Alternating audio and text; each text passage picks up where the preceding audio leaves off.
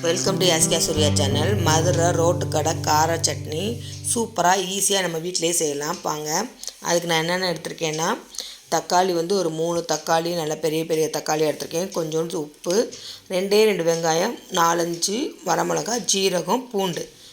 ஜீரகத்தை கொஞ்சமாக தான் ஜீரகம் சேர்க்கணும், ரொம்ப சேர்க்கக்கூடாது. ஜீரகம், 2 வெங்காயம், அந்த மிளகாத்தில் நான் காம்போடு தான் போடுவேன் எப்போவுமே. பூண்டு, அப்புறம் தக்காளி. இந்த தக்காளியும் போட்டு உப்பையும் போட்டு நல்லா அரைச்சிக்கணும். இந்த சட்னி சூப்பராக இருக்குங்க. டக்குன்னு இன்ஸ்டண்ட்டாக வீட்டுக்கு நிறையா பேர் வராங்கன்னா இது ஈஸியாக செஞ்சிடலாம். கொஞ்சமாக செஞ்சாலும் நிறைய குவான்டிட்டி கிடைக்கும். இப்போ தேவையான அளவு உப்பும் போட்டு நல்லா கிரைண்ட் பண்ணிவிட்டு வந்துடலாம். இப்போ கிரைண்ட் பண்ணியாச்சு. இப்போ நம்ம ஒரு தாளிப்பு போட்டுக்கலாம். அதுக்கு வந்து நான் கடுகு போட்டு எண்ணெய் ஊற்றிருக்கேன். நல்லெண்ணெய் தாங்க ஊற்றிருக்கேன். அப்போ தான் டேஸ்ட்டு சூப்பராக வரும். நல்லெண்ணெய் ஊற்றிருக்கேன். கடுகுந்தம்பரு போட்டு கருவேப்பிலை போட்டுக்கிறேன். அப்புறம் வந்து ஒரே ஒரு வரமிளகா போட்டு பிச்சு போட்டுக்கிறேன். அவ்வளோதான். ஏன்னா இது வந்து இப்படி போட்டிங்கன்னா டேஸ்ட்டாக இருக்கும். நம்ம அங்கேயே அரைச்சிருக்கோம், அதுக்கு தகுந்தாப்பில் போட்டுக்கலாம். இப்போ இந்த சட்னியை வந்து இப்போ இதில் அப்படியே ஊற்றிடலாம். ஊற்றிட்டு இது தாங்க ஹைலைட்டு. இனிமேல் சொல்கிறேன்.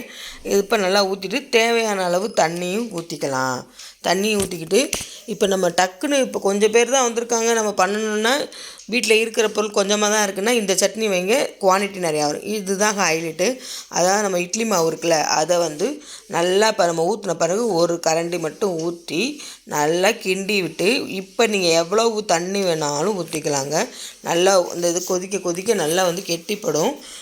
ஊற்றிக்கலாம். எனக்கு இந்த அளவு போதும். நான் ஏற்கனவே தண்ணி ஊற்றிட்டேன். இப்போ வேணாலும் நீங்கள் ஊற்றிக்கலாம். எனக்கு இந்த அளவுக்கு போதுன்றதுனால நான் வச்சுக்கிட்டேன். இது நல்லா கொதிக்க விட்டு வச்சோம்னா கமன்னு இருக்குங்க.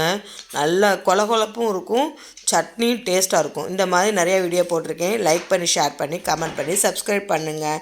ப்ளீஸ் சப்ஸ்கிரைப் பண்ணுங்கள். தேங்க்யூ, பாய்.